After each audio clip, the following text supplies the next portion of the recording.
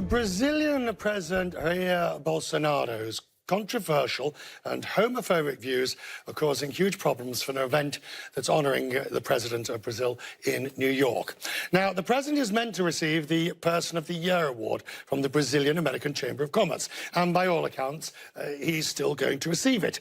The only question is where and how, because the event is loaded with corporate sponsors and attendees. So far, 3 of them have withdrawn. So, for example, Bain & Company, the management consultants, says it is committed to LGBTQ, the community, and they have withdrawn. The Financial Times has also withdrawn, as indeed has Delta. And now there is intense pressure on all the other sponsors from HSBC, UBS, well, you can read them on here yourself, to either withdraw or to make some sort of motion against.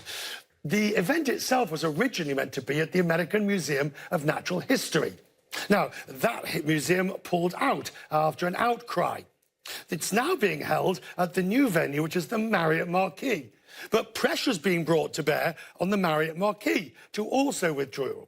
The LGBTQ advocacy group Glaad, G-L-A-A-D, has been one of the event's most vocal critics. It has slammed Bolsonaro's anti-gay rhetoric and is urging companies to abandon their sponsorship. Joining me is Sarah Kate Ellis, Glaad's president and CEO. Good to see you as always, Sarah Kate. Thanks for having me. It is worth mentioning that I have actually moderated in the interests of transparency various events for you, so, at World Economic Forum and the like. Sarah Kate, what is the issue here? I think the issue that we're dealing with is that in New York, he is going to receive Person of the Year, and his rhetoric is absolutely dangerous and causing distress and a dangerous environment back home in Brazil. And we speak to LGBTQ activists all the time in Brazil about what's going on in the country. What's he said?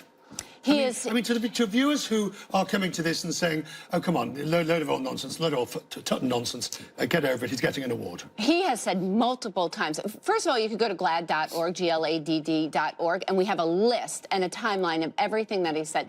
One thing that he said outright and often is that he would rather his son be dead than be gay. And he said that he encouraged a father of an 8-year-old gay son to beat him. He's used violence against gay people and LGBTQ community. And I mean, there's a whole dose of sexist.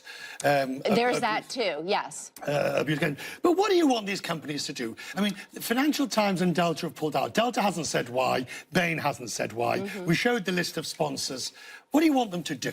Here's the deal. We're living in new and uncertain times, and we lack moral leadership coming from the largest country in the world. We need the largest companies in the world to stand up and step up for moral leadership. This is human rights issues, and there are crises that are breaking out all around the world. If you look at Brunei, if you look at Chechnya, this is how you lay the groundwork for these large undertaking of anti-LGBTQ abuses.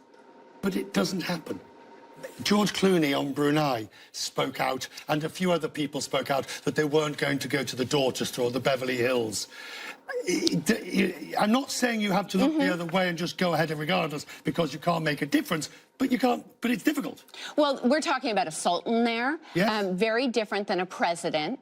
And so I think the sultan, though there's still added pressure. There was pressure last week. A company said to its employees it wasn't allowed to stay at any of the Dorchester properties. So it's continuing that pressure. And I think that we've seen here in the United States especially that when companies step up, whether it be in Atlanta or in North Carolina, they can create change. But what do you then do once it... So you've got your president that you... or President Bolsonaro. But do you then go as far as to start asking the LGBTQ community to boycott going to Brazil?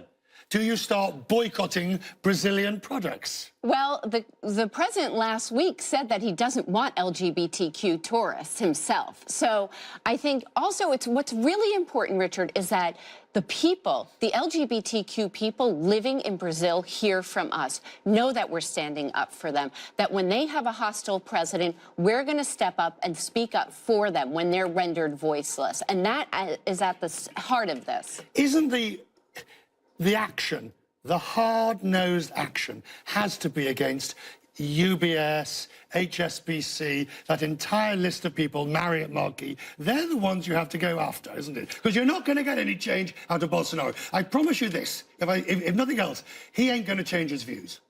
Well, I think that what you want to do is set up the stage for that there could be economic ramifications for being, you know, creating human rights issues and crises in your country. We know there's a direct correlation between human rights crises and economic crisis in a country. And so that's where they're headed, or he's headed. And it's really important for the people of Brazil that we're standing up and speaking up for them. Finally, notice, I was looking at some numbers on hate crimes. Yes. Some statistics of New York has just brought out today about hate crimes, which shows general crime is down, but hate crimes are up. We live in a world right now where it is okay to say that you hate somebody and to target marginalized people. And so we need to stand up for that. And we need the powers of corporate America and global powers to stand up against that. And we're not getting it from the White House here in America.